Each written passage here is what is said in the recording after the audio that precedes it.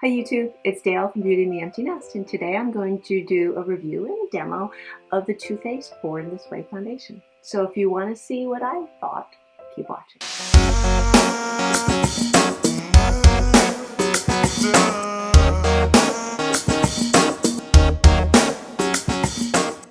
Okay, so do you want to know what I thought about this? There's been a lot of reviews on it, really mixed reviews out there. However, I came across this. I tried this once a couple months ago and really didn't like it. I might have not had the right colors. I really don't remember exactly, but I remember just having a little tube, trying it once and just pushing it away saying, no, it's not for me. However, I had this series of events that happened recently that pushed me to try it again. And that was my skin was getting really dry. Really dry. I had switched my Retin-A application from every other night to every night. And as a result, my skin got really dry. My husband had a big work gala coming up where we were getting really fancy dressed up and all of that. And my skin was so dry, I could not even have thought of even putting foundation or makeup on. It was just painful. So I started thinking about what am I going to do? And then I started looking and doing a little research and looking for more moisturizing foundations.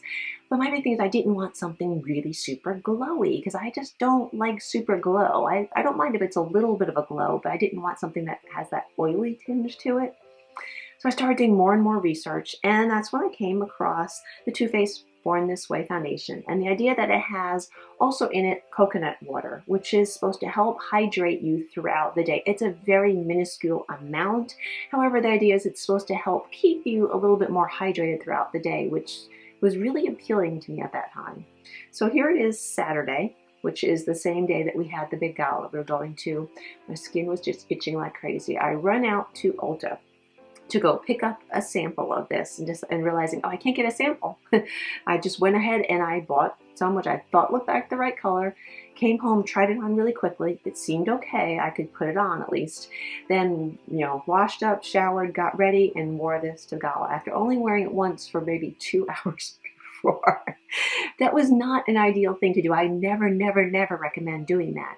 However, everything ended well because the thing is, I love this. I loved it. I was just very fortunate. I picked, I think, the right color. I have it in natural beige. I have to say, I played with it many different times with how to apply it. The Beauty Blender is just the perfect application method for me, and you'll see me applying it. I'm either going to insert it soon here, or I'll tag it onto the end. I always wait to see how long my review ends up being. I don't want to keep you here forever, but I also don't want it to be so small that you actually can't see the application process. But it goes on so beautifully. It has a pump, which is always very nice. I know my other recent favorites has been the NARS Sheer Glow, and that doesn't have the pump. I had to buy the pump separately, which is always a downer. But you'll see in the demo, I really only use one pump if I'm putting on a very light coverage, and 2 pumps worth if I want a full coverage. So today I have a full coverage on. You can see I'm wearing it here. It goes on really nicely. It stays throughout the day. My skin does not itch. You don't have to wear primer with it, but I really do like wearing primer. Part of me thinks it helps my skin stay a little bit protected as well too. And it's just one of those, I like having that extra layer there. And I also like to have a primer that maybe helps protect, even out some redness, or that also helps protect a little bit some of my fine line areas. So I do wear a primer with it. I've not found one that works any better than others. My current favorite right now has been the Hourglass one. However, today I have underneath this the Benefits Professional. I'm almost done with that one, and that's where I'm now making the decision what to get next. But the idea is I've tried this with all different. I've also used it with the Nivea Aftershave Cream one, so any of those have worked just fine with this.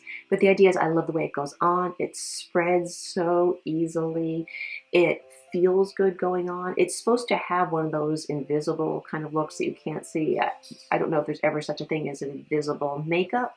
However, I do see it blend so nicely. It stays like that on me throughout the entire day. I don't have trouble with it then turning more orangey or anything. It really, the color when I apply it in the morning, stays throughout the day. I do use layer powder on top of my current favorite that really works nicely with it, the Lorac Perfection powder. I have this in a PF35, so it just looks like this. I just put a light layer of it on there. I've also used the MAC Mineralized Skin Finish, which also really works well with it, but I do set it all with some type of a powder on top of there. Or else it does seem a little, I don't want to say tacky, but just doesn't seem finished to me. The minute I put that powder on, it really looks beautiful. So I really, really, really am enjoying this. So now one of the other big questions, how does it work for mature skin? It's really, I think something about the idea of it just maybe having that coconut water or just being that touch, little kind of a slight kind of glow to it, is that it really doesn't sit into my lines. It doesn't fall into places and accentuate things I don't want it to accentuate. So it really is playing very nicely with my more mature skin. So overall, I've been so thrilled with this foundation. It is now my favorite for more wintertime needs. So when my skin is dry, whether this will work well when my skin gets a little bit more moisture to it, like during the summer, my guess is that I'll probably transition back to my NARS Sheer Glow at that point. However, right now my skin is more dry than it ever has been, and this is working miracles. So this is my new favorite foundation for wintertime woes of skin. But I do think this still could work well with oily skin. I think you just want to be careful of and use more of a mattifying primer at first, and then of course make sure that you apply an application, a light dusting of powder on top to finish it off. It's hard for me to be able to really say. I do sometimes have a little bit of oil right here still, even though I'm dry every place else, and it's been sitting in there, it does not break up. I've not had any issues where, you know, I've not had to powder up or anything. I applied this makeup now about 7 hours ago, and it's not breaking up. It's not doing anything that I wouldn't expect it to do given what I've done throughout the day. So lasts really well, applies really well, plays very nicely on mature skin. If your skin is very, very dry, make sure that you have maybe even another moisturizer layer underneath there. If your skin is really oily, you might want to put more of mattifier. If your skin is combination right in the middle, you might not need to have to do anything special. But I look forward to hearing how this is working for other people, because I've heard such mixed reviews. Maybe that's why I was a little cautious and thinking I was really stupid for just running out and buying this and expecting to wear it for this big event when I had only worn it for 2 hours prior to that. But it worked out. So big thumbs up for this. I'm looking forward to hearing what everyone else has been thinking about it too.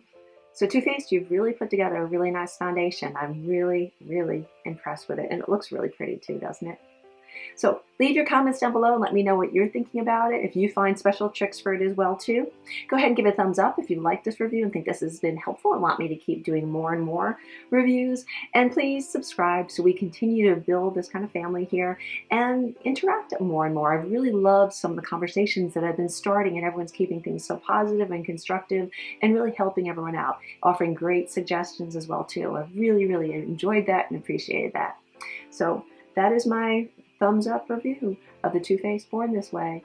Until next time, goodbye YouTube.